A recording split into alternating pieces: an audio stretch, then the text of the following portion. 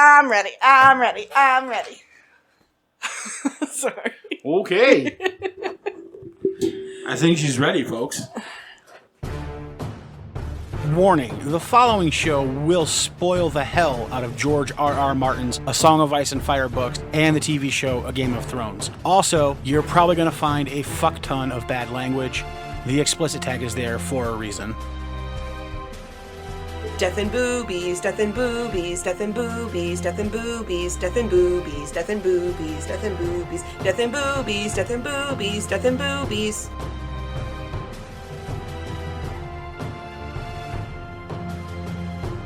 Hello and welcome back to the Ironwood Network Book Club. I'm your host, Septa Ironwood, and with me, as always, is Maester Ironwood. How are you this morning? Oh, so good. Oh, yeah?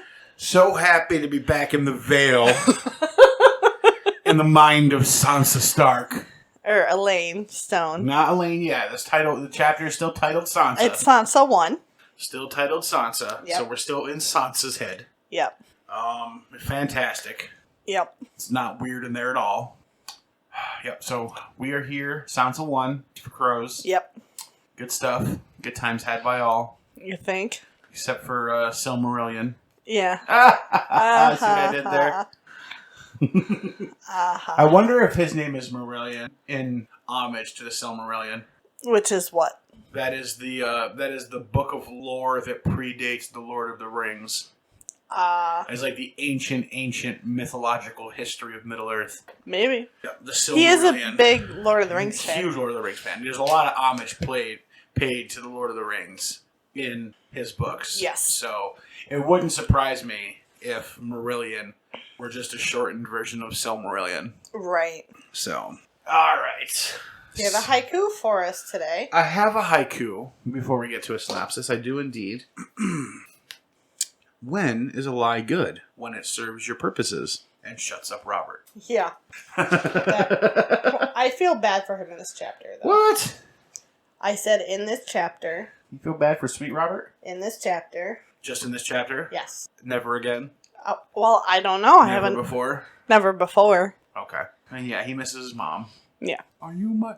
Creeps me out. Are you my mommy? Yeah. Yeah. Yeah, the last little bit there in Sansa's bed when he's like, "Are you my mommy?" reminds me of the Doctor Who episode. Yeah. Are you my mommy? That may have to be the chapter title. Maybe. We'll see. I've got another one that I think is really good. Yeah. So we'll see. But, alright. Synopsis of this chapter. Lord Nestor Royce of the Gates of the Moon, which is the castle at the very bottom of the mountain. Yeah. Is coming up to question Littlefinger and Sansa and Marillion regarding Lysa's death. Yes. Littlefinger tells Sansa not to worry about it. Just say what I told you to say. And I will make it well worth Lord Nestor's time to agree with us on what has happened. And I've also explained to Marillion that his story better match up as well. Right. So I wonder what deal he struck with Marillion. Would it be to keep his tongue? Probably. And to keep him alive. Yeah. So we'll see what's up with that. And whether that comes to fruition or not. But anyway, Lord Nestor visits with his retinue. Yep. And he buys the story. Hook, line, and sinker. Yeah. Marillion goes back to his sky cell. Littlefinger gives Lord Nestor a letter, supposedly from Lysa, where she names him and his family in perpetuity the Lords of the Moongate. Yep. Forever and ever and ever, really elevating his family almost above his brother's line. Yeah. Because it wasn't the... They were just kind of... They were holding it like just because they needed somebody to do it. Yeah, the gate wasn't originally held by one family. It was whoever elected to. Well, it was usually the Arryns. Right. It was almost like Dragonstone, right? So like the next in line would go to the Moongate and hold that castle. Just like the next Targaryen would go to Dragonstone and rule there. So it was almost like that. But so Littlefinger through Lysa has named this part of the Royce family as the lords of that castle from here on out. Right. Making them wealthier than they could have ever imagined. And what about his brother? Well, so his brother is the lord of something, of their family's hold. Right. Bronzion Royce, whose son we met in the prologue of the first book. And died. Right. Yeah.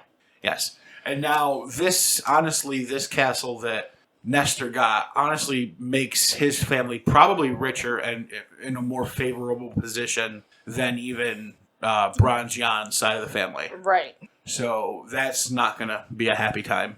Not going to be a happy reunion when Bronzion arrives. It's been signed. It has been signed by the Lord Protector of the Vale. Yeah. Peter Baelish. Yep. Which Sansa surprisingly correctly figures out why Littlefinger wanted to be the one who signed it. Right.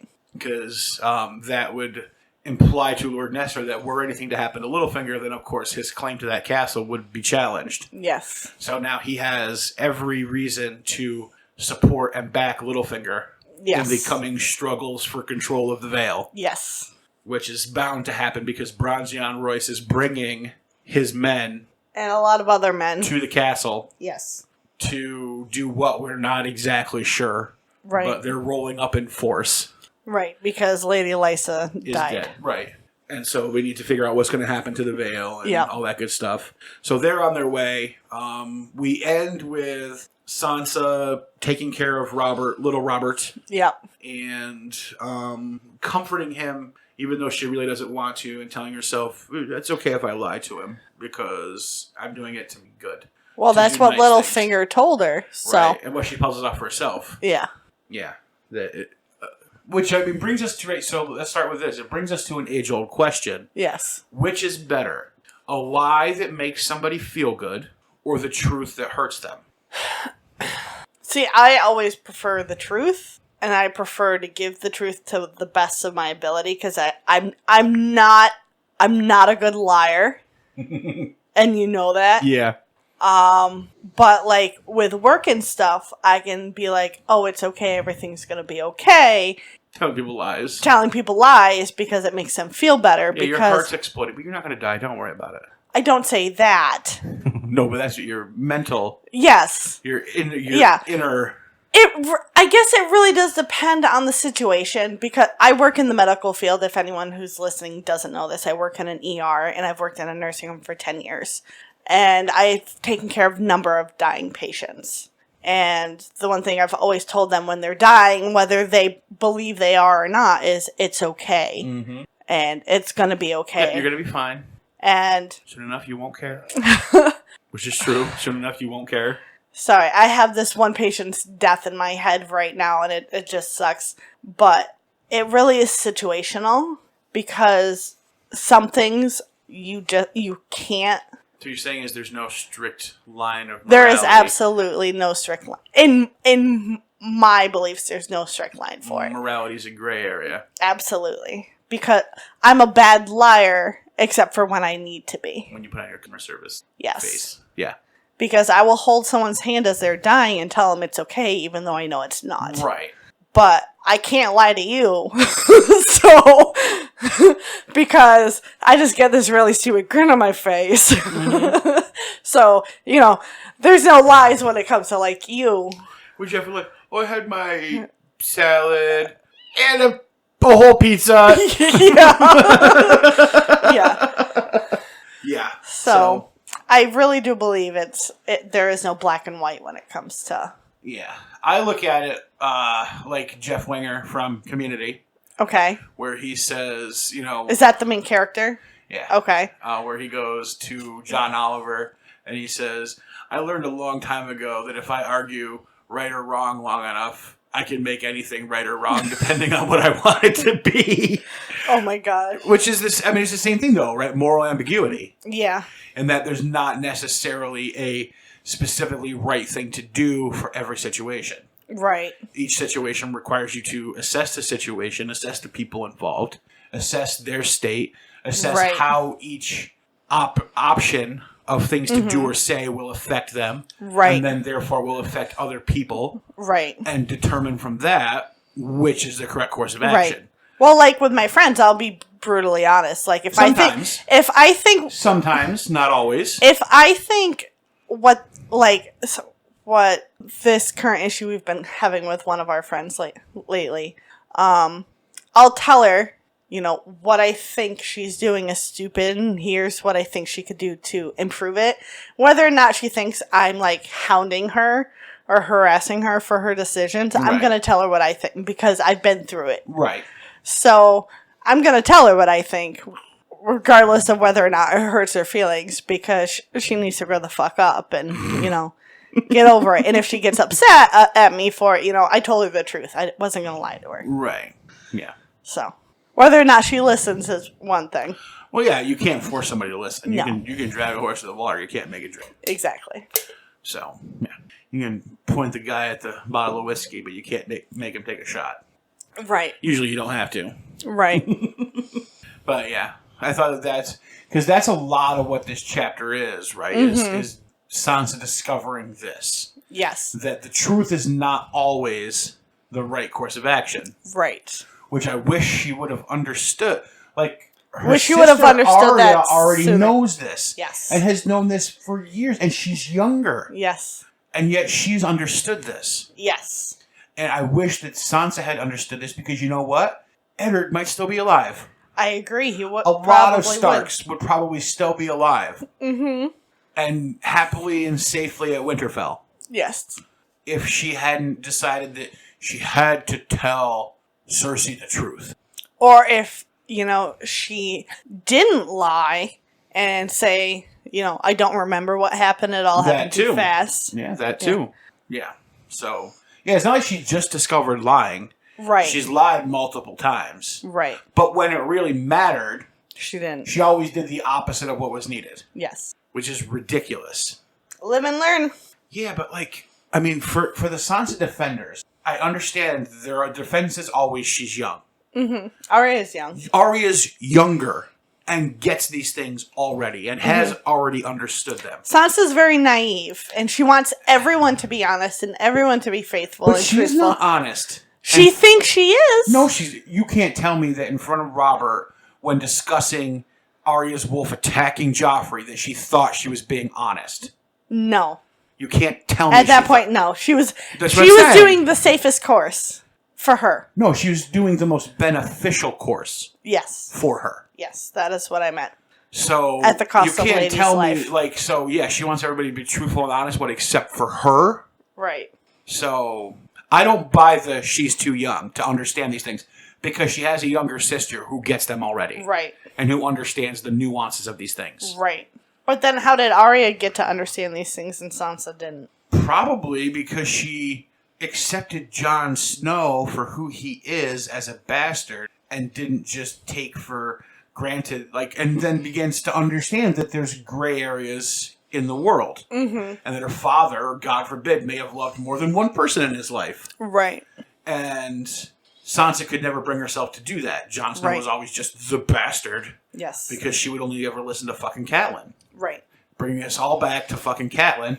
Arya, who never listened to Catelyn. Right. Seems to be the smarter, more level-headed, well-adjusted daughter, even though she's younger than Sansa, who always listened to Catelyn, and is none of those things that her younger sister is. Right.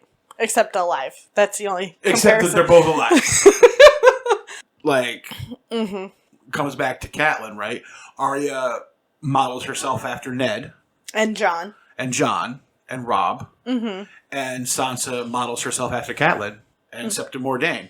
Yes. And one of them is well-adjusted and ready to survive in the world and understands how things work, and the other one does not. Right. So it's not about her being young. Right. I agree with you. It's about her making bad choices. Yes. So here in this chapter, I think she's trying to finally grasp that understanding of a good lie versus a bad truth. Right. When to lie. Yep. When it's appropriate. And trying to apply it to her life. Right. That she's in now. Yes.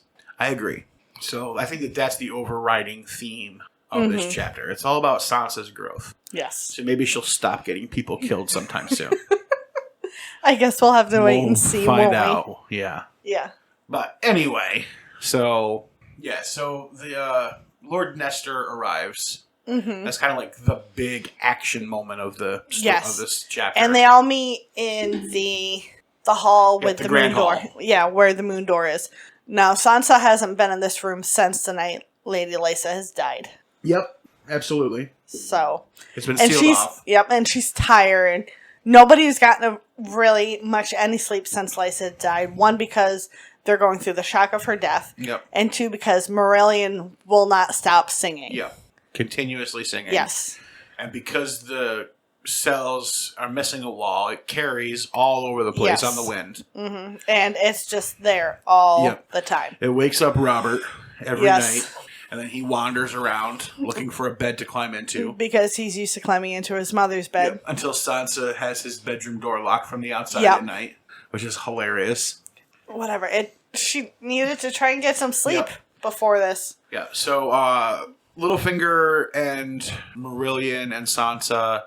And little Robert. No, he's not there yet. Remember, Sansa has to go get him. Yep. So they're all waiting so they all go to the Grand Hall. Mm-hmm. And then Littlefinger sends Sansa to go get little Robert. Yep. And bring him to the Great Hall to tell what happened. Yes. During his questioning by Lord Maester. Yes. He has an attack. A fit. And goes into his shaky convulsions. Yep. And whatnot. So he's escorted away. Yes. Now, do you think those are actually seizures? I think we've covered this before. Or do you think it's a type of Tourette's thing? I don't know. Maybe it's demonic possession. It very well could be. It's a fantasy you never novel. know. It's a fantasy story. But I notice it's more when his emotions are raging. Yes. Because he's yelling, I want him to fly. I want him to fly. And that's when he has his fit. Yeah. Yeah. So his blood pressure is high. Mm-hmm. Yep. Yeah. I agree. It's definitely tied to his emotional state. Yeah. When he gets overworked. Yeah. Then that's when it comes out. Yes. Yeah. No, I agree with that. Absolutely. And then Sansa and Littlefinger and Marillion tell their stories about what happened. Marillion is brought in. He's dressed fairly nicely. Yes.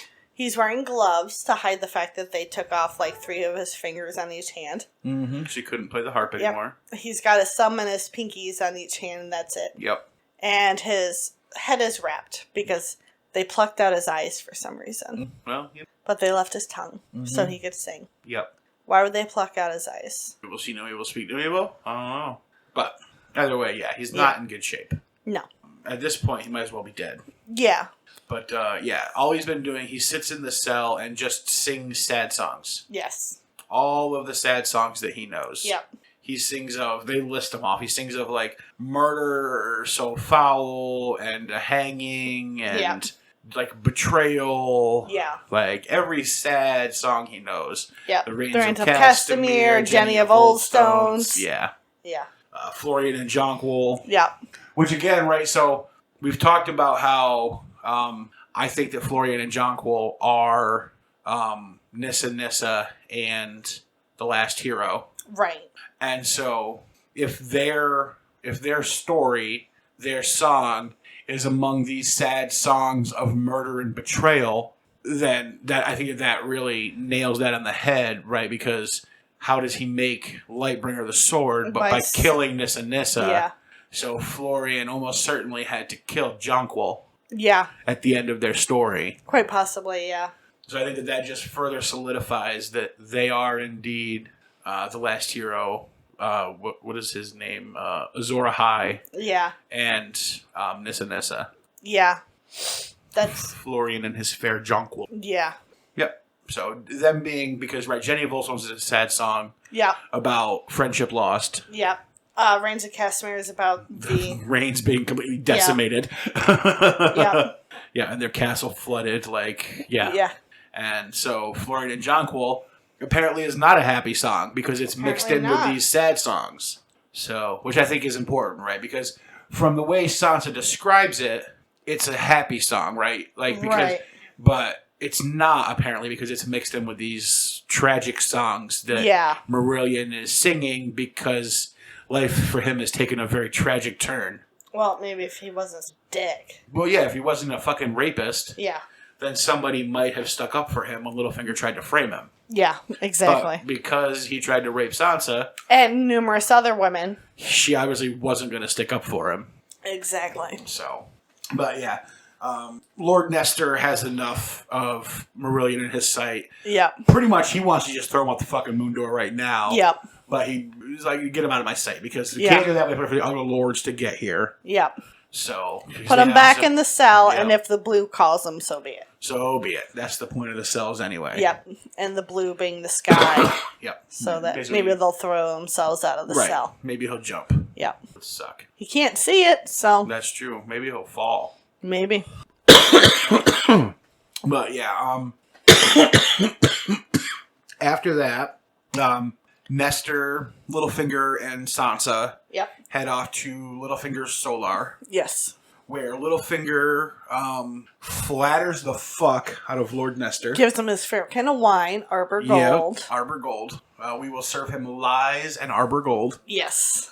Yep, absolutely. Arbor Gold seems to be around a lot when we're talking about people lying and deceiving people. Remember? Yes. Always. Well, gold is money. Remember the last time that Arbor Gold was drank was at the Red Wedding. Yes, it was. So we seem to be using that wine a lot around deceit. Yeah, we do. Anyway,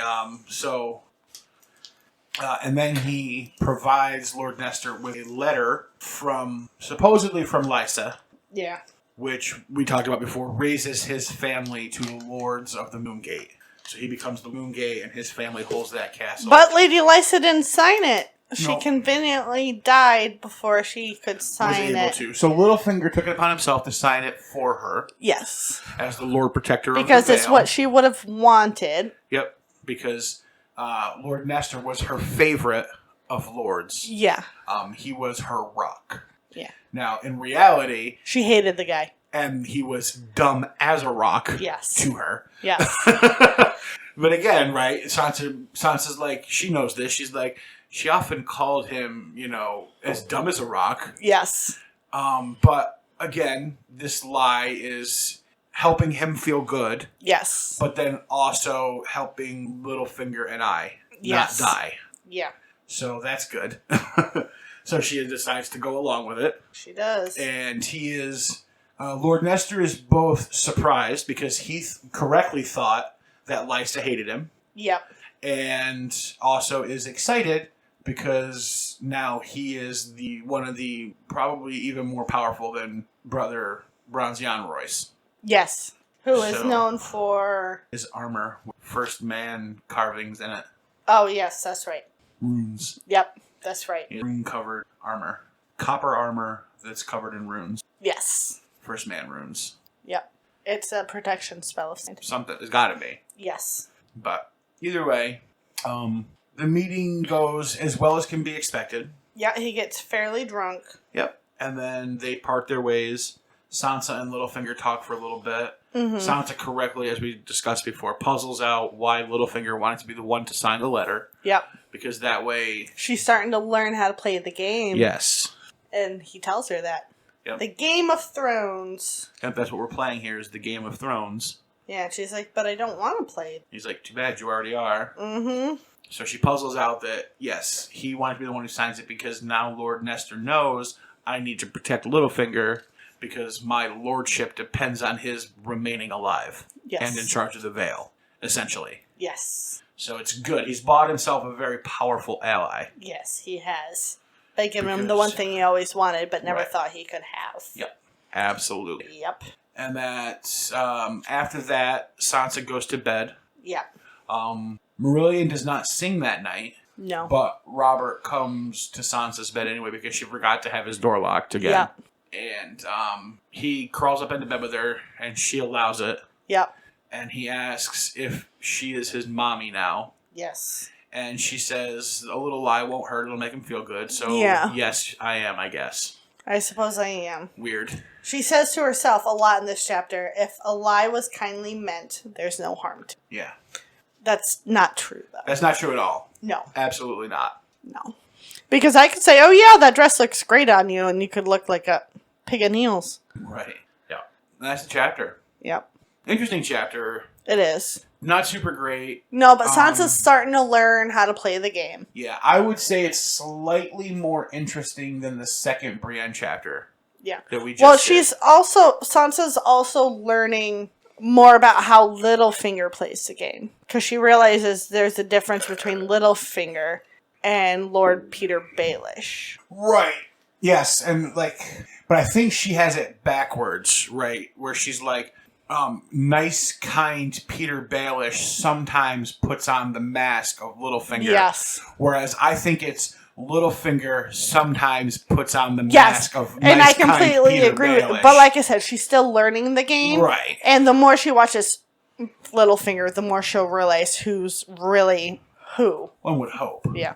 But, so, I think she's just got it backwards. I think that he's more often Littlefinger, and that's his natural state. Oh, yeah, absolutely. And nice, kind Peter Baelish is the mask that he wears for her. Oh, absolutely. Yeah.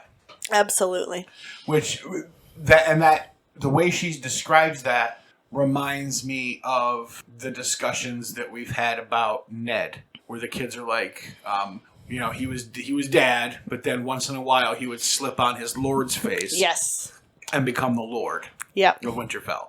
And so I think that, right, so Ned is almost the opposite of Littlefinger. Mm-hmm. They're almost polar opposite. In a story that's all about opposites. Yeah. You've got Baelish, who is basically his greedy, conniving, lordly type thing, right? The commanding, powerful presence is his natural state. Yeah. And then he slips into nice, kind, fatherly mode once in a while when it suits his purposes. Yes. Whereas Ned was almost always nice, kindly, fatherly role and slipped into his lord's role, unyielding face once in a while when needed. Yes. So him and Baelish are almost polar opposites. Yes. One's alive, one's dead. Well, not just that as well, but which is I think made even more interesting by the fact that they both their stories center so much around Catelyn. Yes. Which Agreed. I think is also interesting, and them being polar opposites, and her kind of at the middle. Yeah. Of their opposing forces. They're kind of like the magnets that don't touch. You know how when you've got two magnets and you've got the same size? Well, that's because they're the same. I don't think they're the same. I think they're opposites. Oh! I think that they're magnets that do touch. Oh, because they are opposites, yeah. Right. And they did collide. They collided in King's Landing. Yeah, the only reason they wouldn't touch is because there's a separate force between them. Right. Which is Catelyn. Right. But, yeah. Magnets, how do those work? I don't know, put two ends together, see what happens. Yeah. All right, we need a title. I saw you jot down something. I just had the one. Which is? Lysa Tully. I had sad songs. I kind of like mine better. What do you like? It's so long. I like sad songs. Because it's all about Marillion singing sad songs. Fine. Right? And his life is now a sad song. No one's going to sing about him, though. No, he might. Yeah. Before he dies. Right. Okay. Go with sad songs? Yeah. Okay. Yeah. I got it written. Okay. All right. That's it. Yep. That's the chapter. It is. What is our next chapter, Septa Ironwood? I already know. I don't remember. I lost my place in the book. Kraken's Daughter. Oh, is it? Yes, the Kraken's Daughter. Is that what it's called? Yes. Okay. So I'm assuming it's Asha. Yes. Asha Greyjoy. Yep. So that's going to be interesting. Maybe we're going to get the King's Moot. Maybe. We'll see. That'd be cool. Yeah. Could do with one of those. So that'll be on Tuesday. The Kraken's Daughter. Yes. Yep, that'll be on Tuesday. Friday. We're getting ahead of ourselves, so we don't remember. It'll be on Friday. Okay. Because this is coming out Tuesday, yeah. Okay. So it'll be on Friday, The Kraken's Daughter. Okay. Let's see. Let's thank all of our listeners. Yes, thank you guys. Thank you guys. You guys rock. Thank you to our patrons. You guys rock even more. Yes, if you want to support the show, we would super appreciate it. Just head on over to patreon.com/ironwood and throw us a copper or two. We would really appreciate it. Yes. Basically, all it does is help us pay for the server, so the show doesn't cost us money to do. Yes. Basically, just allows us to do it essentially for no cost to us. Yep. So nothing fancy. Nope. We ain't. We're not making millions off of our podcast like certain Joe Rogans. We're just having fun with it. $38 million off his podcast. Seriously? Yeah. Crazy. You know, if I could podcast and not have to work. But he's the most listened to media personality in the country. And is he one of those guys I don't like? You've never listened to his show, so you don't know. Because I remember when Bernie went on it, you were like, oh, Bernie, you saw some headlines from some nonsense mainstream media person who was like, Bernie goes on right-wing nutbag show. I did see that. And I was like, what show did he go on? You're like, Joe Rogan. I'm like, Joe Rogan's not a right-wing nutbag. Jesus Christ. Yeah. Not a right-wing nutbag at all. Okay. But I like it. I like Joe Rogan's show. He has on people who I don't agree with. Well, Ellen DeGeneres does too, so whatever. From time to day. Exactly. I mean, Ellen is like best friends with 2 war criminals. Yeah. George Bush and Barack Obama. Yeah. So, honestly, I think that might be worse if I'm not, if I'm thinking. Right. So, Joe Rogan doesn't seem too bad by comparison. Okay. But yeah, anyway, if you want to support the show, patreon.com/Ironwood, throw us a couple coppers to help keep the show running. Yep. Let's see. Other way to support the show is leave us a rating and a review wherever you listen to the show, wherever you subscribe. So, yep. Stitcher, iTunes, Google Play, wherever. Just leave us a rating and a review. That also helps the show grow. Yes. And other than that, for any of the other information you might need, head on over to our website, IceAndFirePod.com, where you can get back episodes, upcoming episodes, how to subscribe to the show, pretty much everything, and how to contact us. Yep. So all that's at the website and in the show notes. So until we catch you guys again next time, goodbye. Bye.